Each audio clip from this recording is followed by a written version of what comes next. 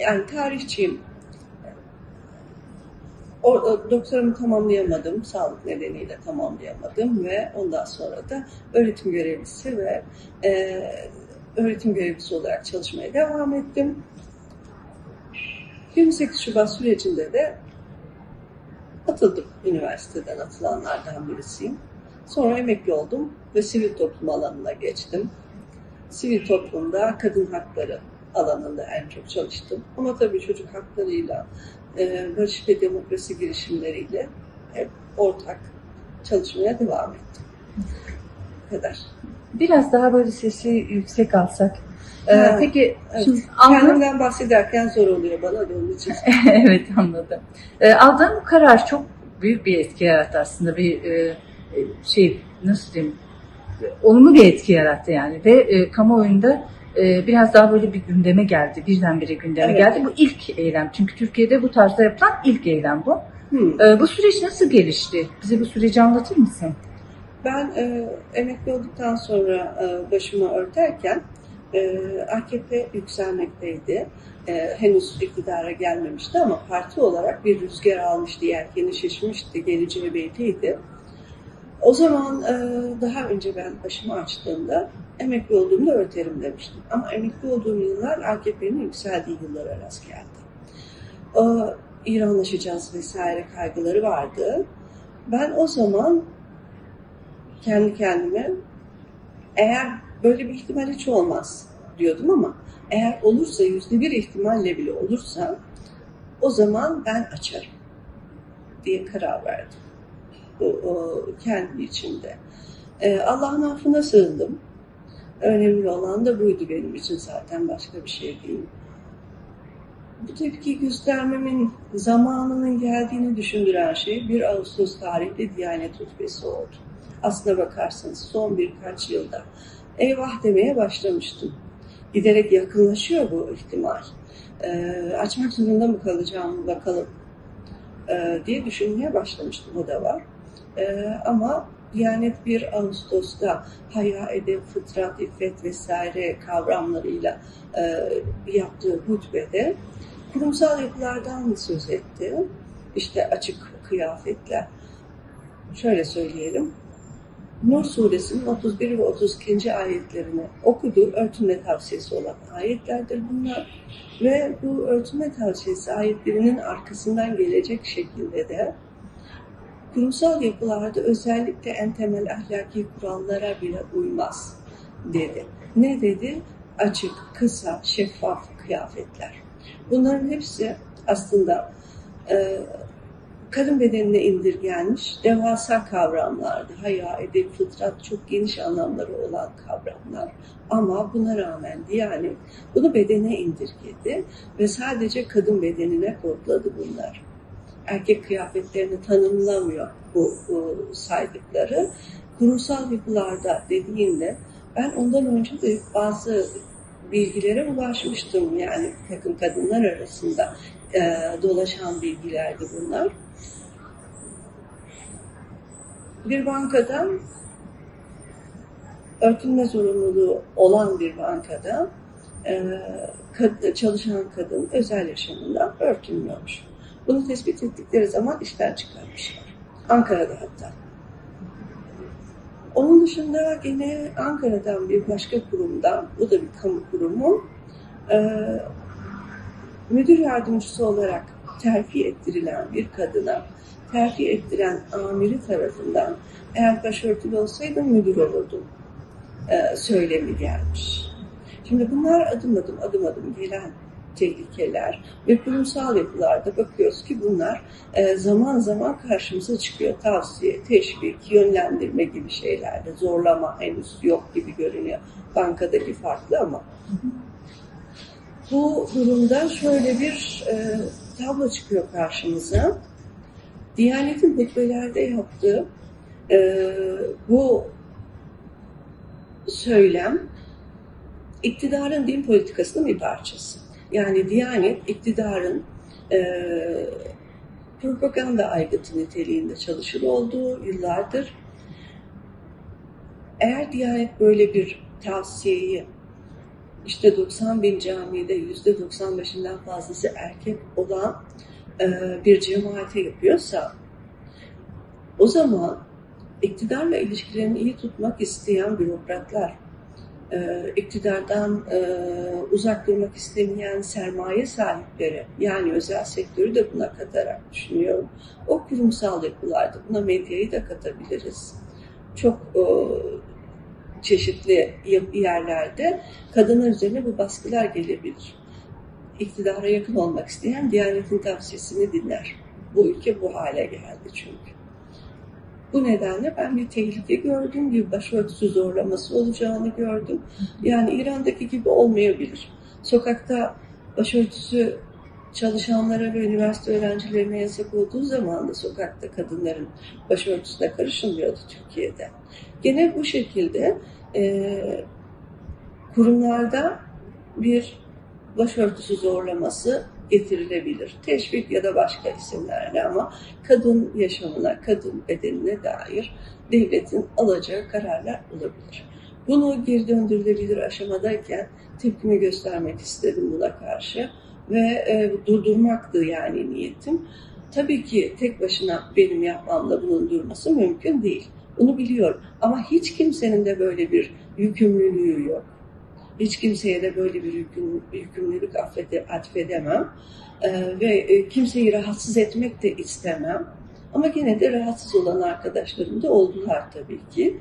Bu bir politik tavır olunca aynı politik tavrı sergilemeyenler sanki bizim üstümüzde biz iktidarı destekliyormuşuz gibi bir yük bıraktım bizim üstümüze diyen arkadaşlarım oldular. Ama bunun için bunu özellikle vurguluyorum. İlla aynı eylemi yapmakla kimse yükümlü değil. Örneğin Hadiye Yolcu, beni ilk destekleyen yazıyı yazan arkadaşım, çok güzel bir yerden, kendi olduğum halimle Berrin Sönmez'in yanındayım dedi. Bu muazzam bir şeydi gerçekten. Tam bir hak savunucusu zaten. Onun dışında da pek çok Ayşe Suçlu'dan Ayşe Baykal'a kadar pek çok destek geldi.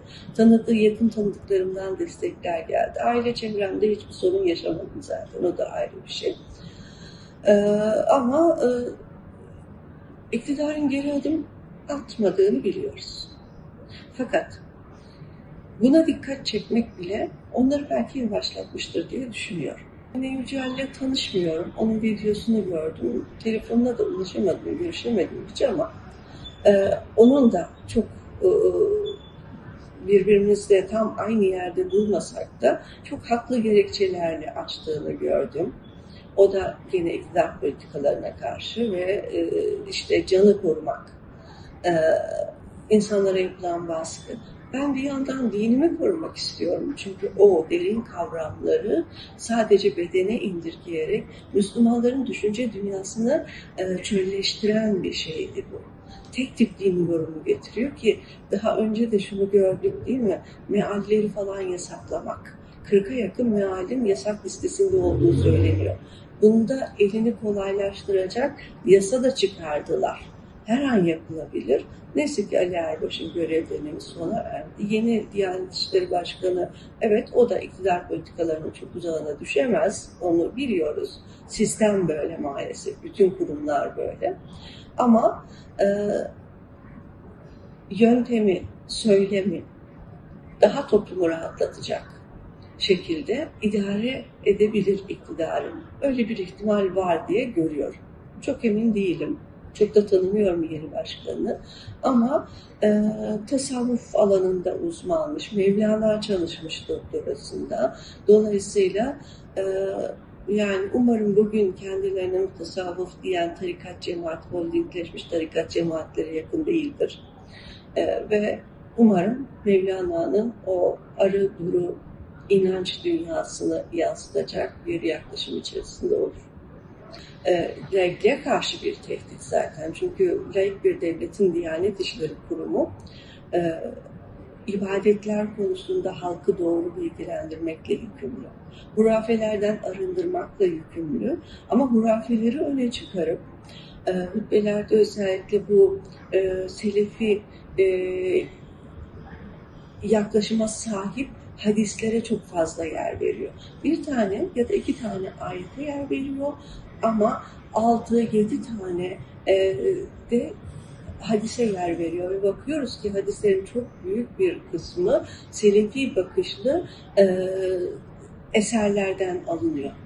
Bunların dipnotlarını verdiğinde bu isimleri görebiliyoruz.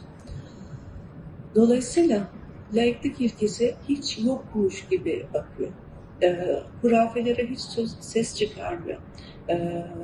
Ne bileyim, yolsuzluk, hırsızlık, adalet vesaire bunlara değinmiyor. Sadece halka sabrı telkin ediyor. Ama kendisi çok aşırı lüks harcamalar yapmasıyla tanınıyor zaten, ailesi ve kendisi. Böyle olunca laiklik ilkesinin gerektirdiği şekilde dinin ibadet kısmına ait olmayan, hukukun düzenleyeceği alanlara müdahale eder oluyor.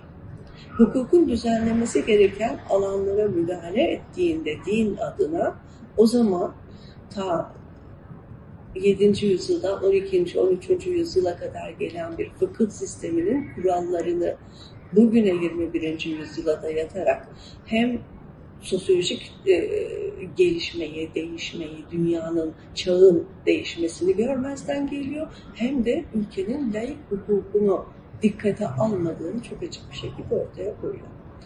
İktidar da bunu çoğu zaman yapıyor. Laiklik ilkesini iktidar da zaten yeterince uygulamadığı için buradan çok pervasızca hareket edebiliyor.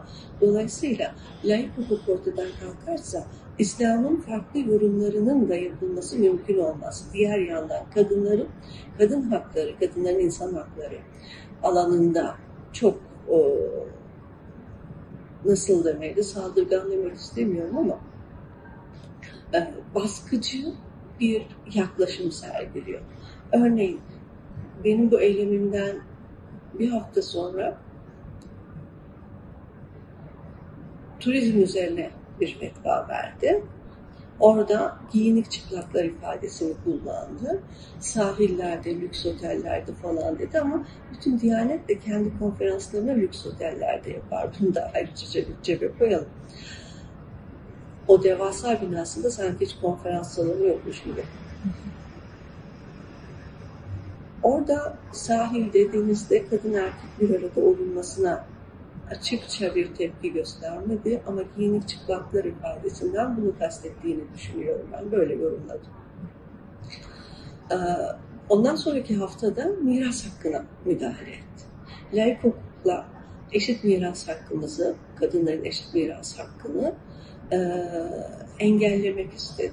Kur'an'da miras ayetinde çok geniş kapsamlı ve hayli de karışık bir işlemler manzumesidir o ayet. Ama kısaca şunu söyleyebilirim. Kadına bir pay vardır, erkeğe bir pay vardır der ayette. Payların oranını belirtmez. Payların oranı fıkıh ehli tarafından, yani insanlar tarafından o günün toplumunda, o günün şartlarına göre, o günün anlayışına göre şekillendirilmiş bir şeydir. İnsanın şekillendirdiği. Allah ayette bir pay ona, bir pay buna dediğine göre çok rahatlıkla o payların oranları bugünkü laik hukukun eşit oranlarına uyumlu görülebilir. Ki bunu böyle yorumlayan da pek çok vardır zaten. Ama Diyanet, kadınlar erkeğin yarısını almazsa erkek kardeşinin kul hakkına girmiş olur falan filan dedi. Yani şöyle, İslam'da kadının durumunu anlamak için aslında bugünden İslam'ın 7. yüzyılda getirdiği kurallara bakmak doğru bir yaklaşım değil. İslam'dan önce kadının konumu, durumu neydi? İslam geldiğinde neleri değiştirdi? Ben oradan doğru bakıyorum. Yani İslam'dan önceki toplumların yaşamlarına bakıyorum. 2450, milattan önce 2450 yılında ki daha Hazreti İbrahim'in gelmesine falan en az var. 6-700 yıl kadar zaman var. Tarihçilerin tespitleri böyle. Hazreti İbrahim'den, yani bütün tek tanrılı dinlerin kök atası kabul edilen Hazreti İbrahim'den 5-600 yıl kadar önce gerçekleşmiş olduğu tahmin edilen, milattan önce 2450'ye takvimlenmiş bir Sümer tabletinde E, kadınların ve erkeklerin toplumsal konumunun çok keskin bir şekilde ataerkil yorumlarla gerçekleştiğini anlıyoruz. Diyor ki o tablette zina suç olarak kabul ediliyor. Zina suçu işleyen kadın nehre yürümek zorundadır diyor tablette. Nehre yürümek. O dönem insanların deniz kıyısında olanların denize, nehir kıyısında olanların nehre atarak cezalandırma yöntemi. Fırat Nehri diye tahmin ediliyor. Çok deli dolu akar ya Fırat, Dicle gibi ılgın ılgın akmaz. Yatağı dardır ve deli dolu akar. Fırat'a atılmakla cezalandırılıyor kadın, zina eden kadın. Ve aynı tablette diyor ki erkek serbest kalacaktır.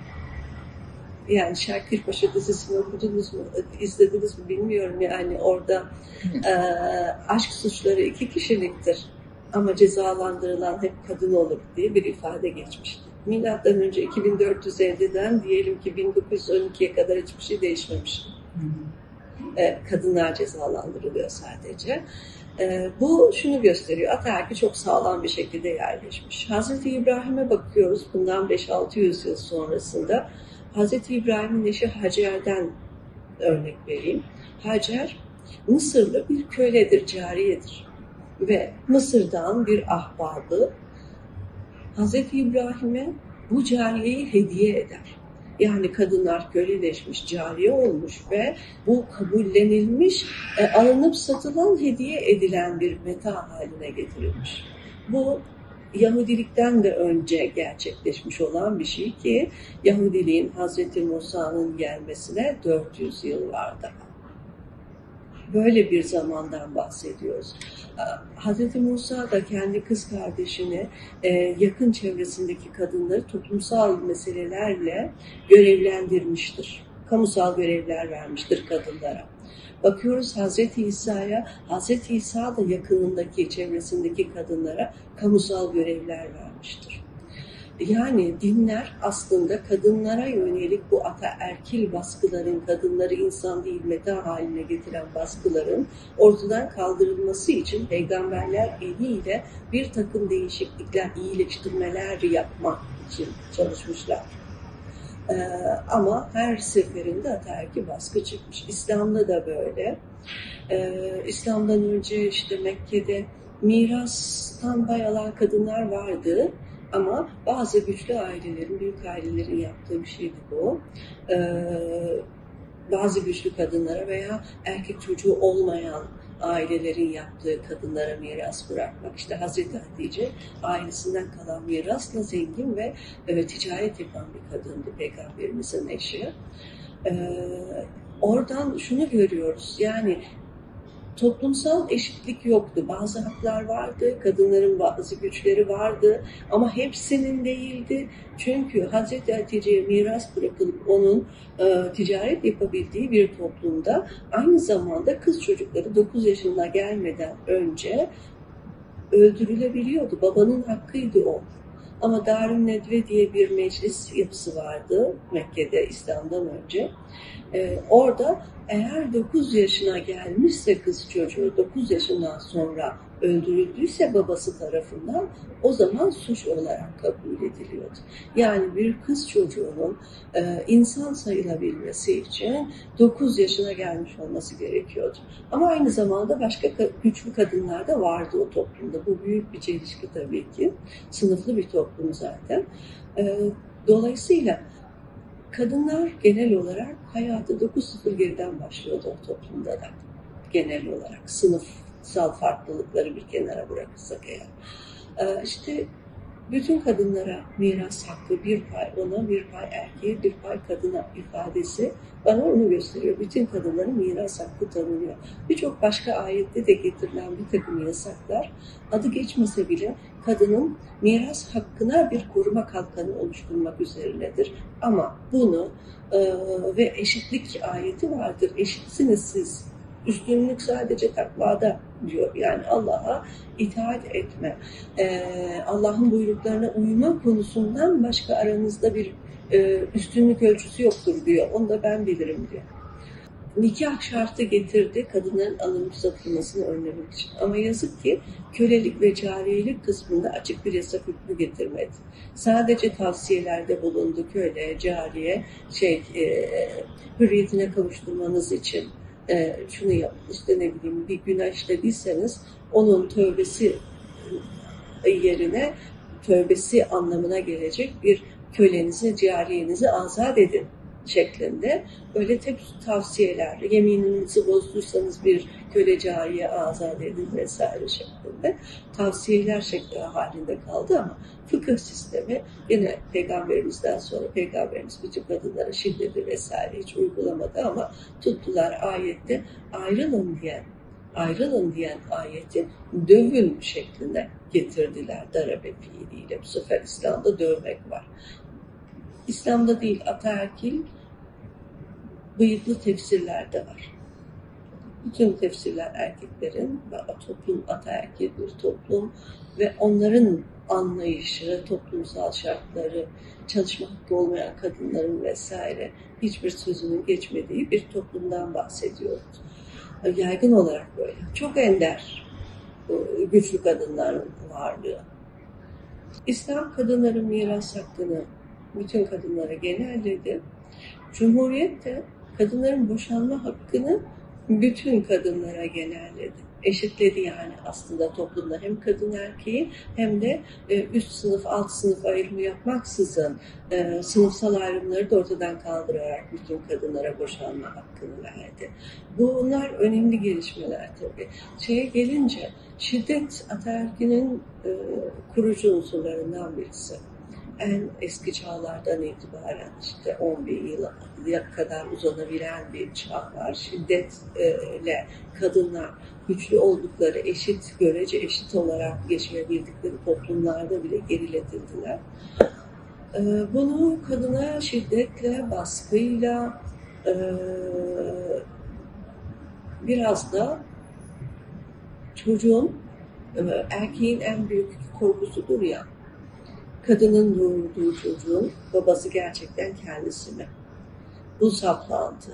Bu nedenle kadınları eve hapsetme alışkanlığı gerçekten gelişti. Hatta ki böyle kuruldu. Dolayısıyla şiddet hiçbir zaman ortadan kalkmadı. Günümüzde ise evet pek çok şiddetin türü var. Sözel şiddet var.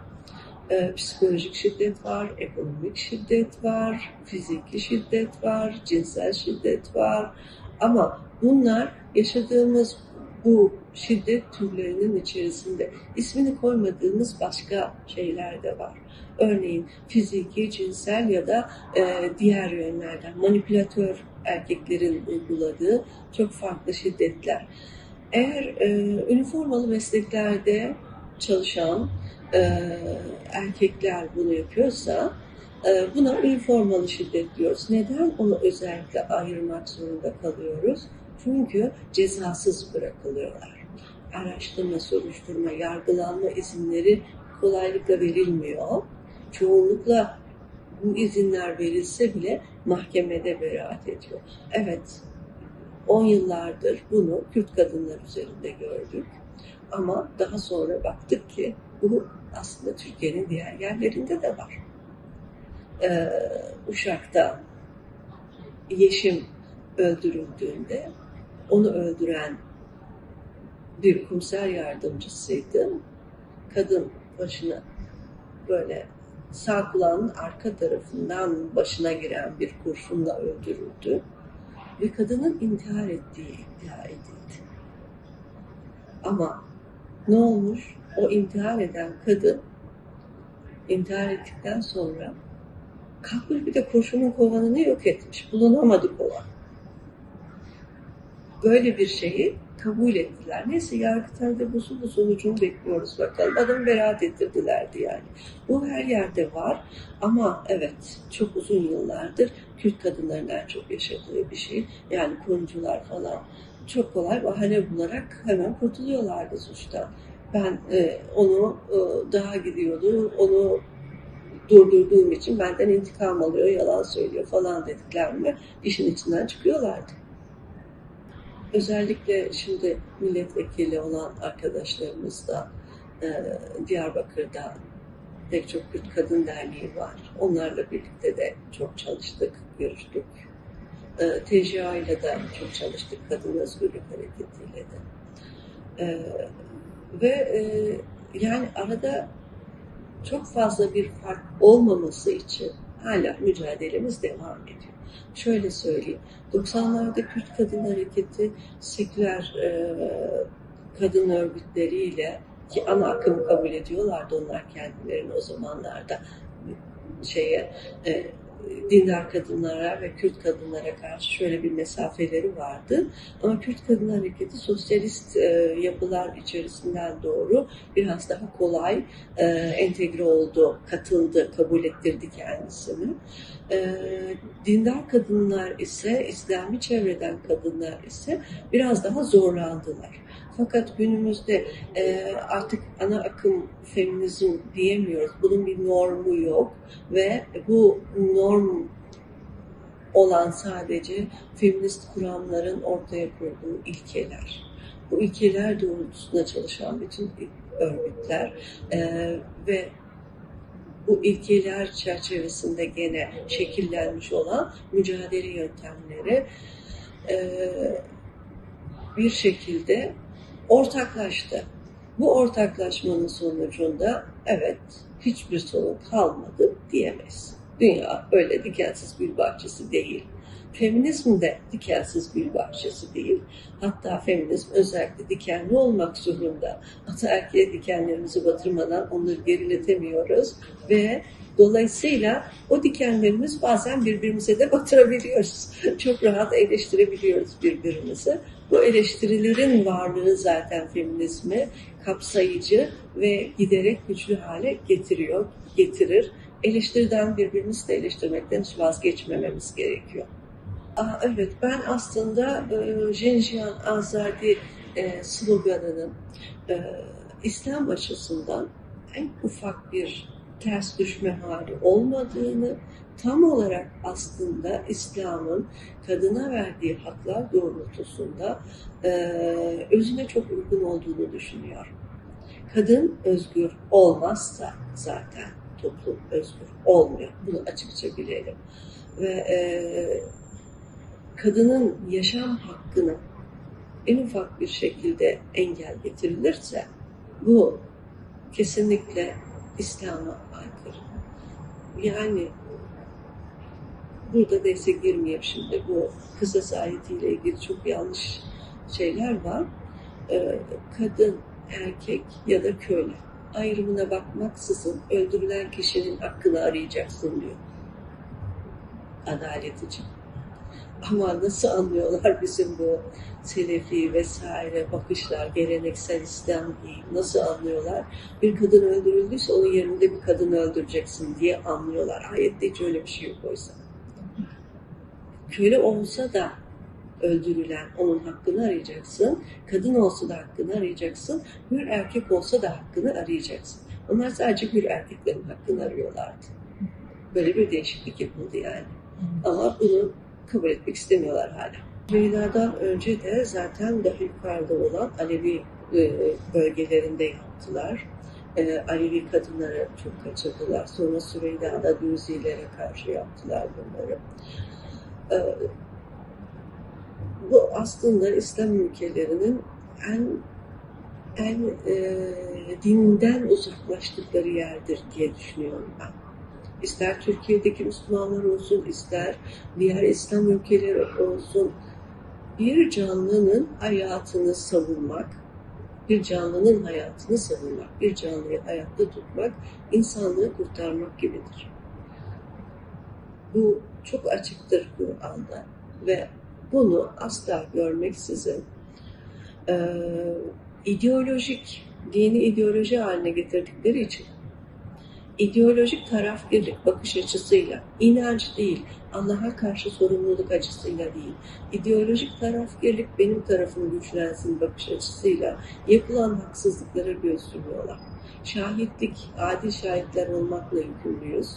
Filistin, Gazze, hepsi öyle. Zaten nasıl diyelim, İsrail'in yaptığı şey soykırım, tam olarak soykırım, çünkü çocuk ve kadınları daha çok hedef alıyor. Savaşan taraflar kendilerini korurken sivil insanlar ve özellikle de kadınlar ve çocuklar hedef alındığında bu bir soykırımdır. Soyun devamını engelliyor çünkü.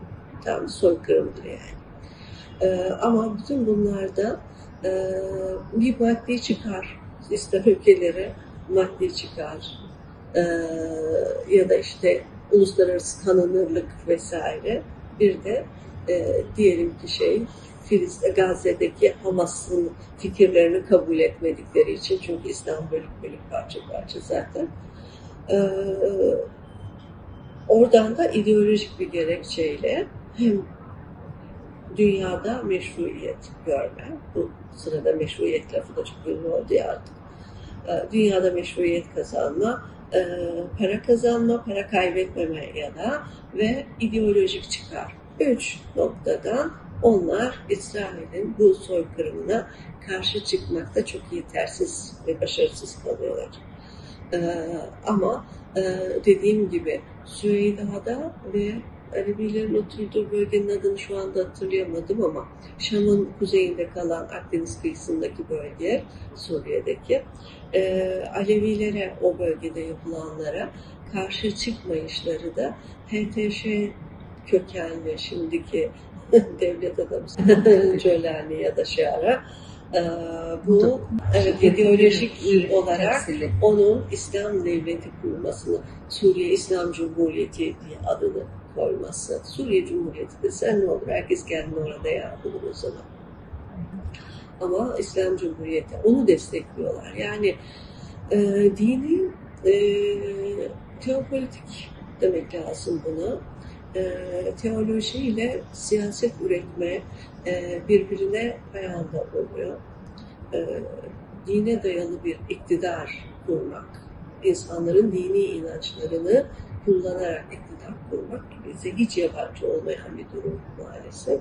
Şu anda zaten benim karşı çıkmamın şeyi de bu teopolitik inşa süreci Türkiye'de yaşanan, ama bu diğer Orta Doğu Müslüman ülkelerin hepsinde var ve ne yapıyorlar? İdeolojik olarak kendi mezhebine, kendi mezhebinin içinde de kendi yorumuna uyanlara, kendilerine biat edenleri ancak bugün AK Parti'nin içinde çok farklı düşünceden insanlar da var. Kendisine sosyal demokrat diyen de var, kendisine komünist diyen de var, kendisine en aşırı Hizbullah gibi en aşırı Selefi görüşte olanlar da var. Hepsi bir aradalar. Bunun bağlantı noktası ne? Biat etmek. Ben önce mesajıma Müslüman kadınlardan başlayayım. Bu ülkenin dindar kadınlarından başlayayım. Yani dinimizin tek bir siyasi görüşün tek elinde olmadığını biliyoruz. Buna göre davranalım o zaman. Yani itirazımızı yükseltelim. İtirazımızı. Bunun için de İslami feminizmin güçlenmesi gerekiyor Türkiye'de. Hayır, o uygun değil, bu uygun. Ayette onu söylemiyor, bunu söylüyor. Böyle de yorumlanabilir. Farklı yorumlara karışamazsınız. Bugüne kadar Türkiye'de İslami feminizm gelişmedi. Çünkü laiklik vardı. Laik bir ülkede farklı din yorumları çok rahat yaşanabiliyordu. Bakarsanız Orta Doğu'dan gelen İslami feminist kaynaklara bakarsanız onların her birinin gidip Avrupa'da, Amerika'da laik ülkelerde literatürlerini verebildiklerini görürsünüz. Kendi ülkelerinde değil. Biz ihtiyaç duymamıştık o zamana kadar, şimdilere kadar bunu, ama laiklik o kadar büyük bir tehlike altına girdi ki hem laikliği savunmak hem dini savunmak gibi bir durumdayız. Kendimizi de savunurken biz Müslüman kadınlar eğer itirazımızı yükseltirsek yapılan hem dine aykırı hem insan haklarına, insana, Allah'ın insan onurunu yüceltme emrini yok saymaya itiraz edersek o zaman zamanımızın adil şahitleri olabiliriz. Yani Allah'a karşı sorumluluğumuzu yerine getirebiliriz. Çünkü insanları adil şahitler olmakla görevlendirmiştir Allah. adil şahitler olalım zamanımıza ve ona göre hareket edelim. Sonu ne olur diye düşünmeyelim. Bir o var. Bunu yaparsak eğer bu ülkenin Müslüman çoğunluğunun etkisi altında bir kültür var. Evet, çok sekülerleştik. Çok seküler bir tavıra doğru da gençler ilerliyorlar. Bu da güzel bir şey. Çünkü biz hiçbir zaman manastırda yaşayan bir Müslüman toplumu görmedik, değil mi? Dergahlarda falan çok kısa nüfusun %1'i, çok küçük alanlar vardır her zaman. Tarih boyunca da öyle oldu. Toplumun içindedir. Seküler, toplumun içinde olan dindar demektir zaten. Dolayısıyla toplumun içindeyiz ve buna göre yaptığımızda inançlı, inançsız, farklı inançlardan insanlar hepsine kapsayacak bir iyilik yapmış olacağız. Bu iyiliği biz kendimizden ve ülkemizden esirgemeyelim. Diğer taraftan da din karşıtı söylemlerin laikliğin gereği olmadığını bilmesi lazım herkes. Laiklik aslında dinlerler için özgürlüktür. Nasıl diyeyim? İnanç özgürlüğü getiren bir şeydir. Düşünce ve ifade özgürlüğü kadar inanç ve ibadet özgürlüğüne de devletin, yönetenlerin karışmasını önlemek için gelmiş bir kuraldır laiklik ve tabii evrensel hukuka göre bütün yurttaşlarını eşit görmesi gereken bir devlet düzenine işaret eder. Dolayısıyla biz laiklikten ve aynı zamanda da seküler yaşamı destekleyen pek çok İslami yaklaşımı da ön plana çıkarmakla Müslümanlar olarak yükümlüyüz diye düşünüyorum. Ama bunu bütün kadınlar inançlı, inançsız, o dinden, bu dinden, bu bakış açısından, şu felsefeden hiç fark etmez. Etnisite fark etmez. Aynı şekilde aynı sorunları yaşıyoruz çünkü. Yani Uşak'ın bir köyündeki bir kadının çektiği sıkıntıyı Batman'ın bir köyündeki bir kadın da aynı şekilde çekiyor. Birbirimizden farkımız yok. Arjantin'deki kadınla İrlanda'daki kadının, köylü kadının arasında da bir fark yok. Anadolu köylüsünün arasında da bir fark yok. Dolayısıyla insan olmak ve kadın olmak. İnsan haklarını, kadın haklarını savunacak şekilde ortaklaşmamız gerekiyor. Hemen her meselede. Ama bunları tartışmayla yapıyor olmamız, bazen çatışmalar yaşıyor olmamız, ortaklaşmamıza engel olmamalı. Olamaz. Bir şey daha, son bir şey söyleyeyim. Bu ülkede bugün bir teopolitik inşaat süreci var. Bakıyoruz sol gruplar kendi aralarında atomize olmuş denecek kadar ayrışabiliyorlar. Sol gruplar küçük farklılıklarla birbirlerinden ayrışıyorlar. İşte sağ diyebileceğimiz dindar ya da milliyetçi kesimler de öyle. Çok küçük farklarla. Bu farkların bir çoğunluğu kişisel çıkar hesaplarıyla olur. Bunu bir bırakalım. Demokrasi, hukukun üstünlüğü ve laiklik. Bu üç ilkeyi kabul eden koskocaman, geniş bir mücadele zemini oluşturalım ve burada birleştikten sonra bu teopolitik inşaat sürecini durdurabiliriz. O zaman kadınlar da kazanır, çocuklar da kazanır veya mücadelemizi özgürce yapma zemini kazanmış oluruz. Her şey bitmez. Dikensiz bir bahçesi olmaz dünya. Ama mücadeleyi özgürce yürütmek ve eşit haklarımızı savunmak için güçlü zemin bulmuş oluruz.